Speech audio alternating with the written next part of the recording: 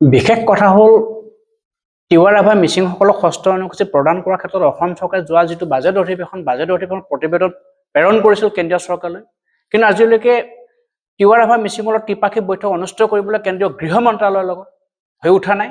গতিকে ষষ্ঠ অনুসূচীৰ ক্ষেত্ৰত আমি এলানি আন্দোলনৰ কাৰ্যসূচী ঘোষণা কৰিছোঁ।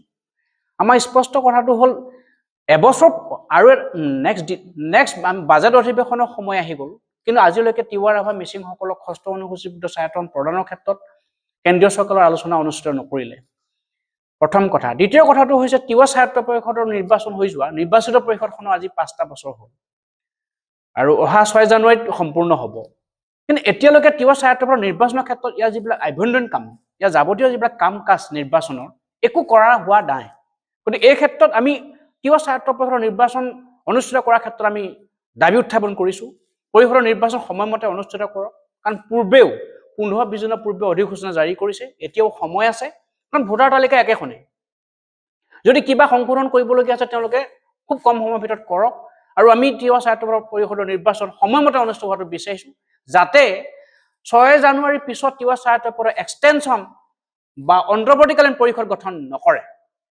আৰু যদিহে কৰিব বিচাৰে তেনেহ'লে মধ্য অসমত আমি তিৱা স্বায়ত্ত পৰিষদৰ নিৰ্বাচনৰ ক্ষেত্ৰত আমি পুনৰ জংগী আন্দোলন কৰিবলৈ কাৰণে বাধ্য হ'ম। আমি ইতিমধ্যে এমাহজোৰা কাৰ্যসূচী গ্ৰহণ কৰিছোঁ।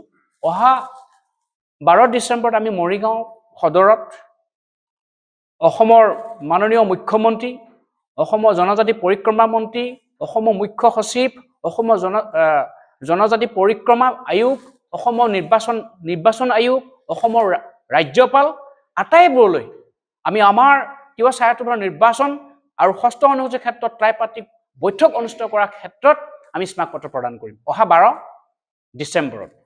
তাত দ্বিতীয় কাৰ্যসূচীটো আমি ইতিমধ্যে দিল্লীত এটা কাৰ্যসূচী ৰাখিছোঁ, 2 ঘণ্টীয়া এটা ধৰ্ণা কাৰ্যসূচী।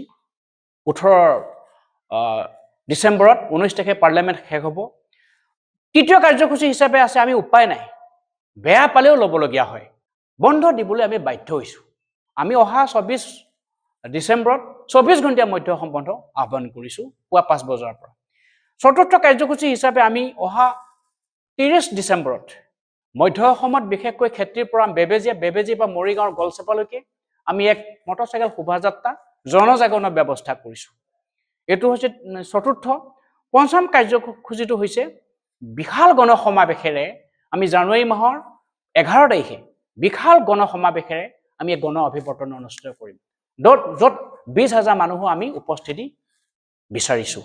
গতিকে এয়া আমাৰ গণতান্ত্ৰিক সংগ্ৰামৰ সংগঠন হিচাপে আমাৰ এলানি আন্দোলনৰ কাৰ্যসূচী।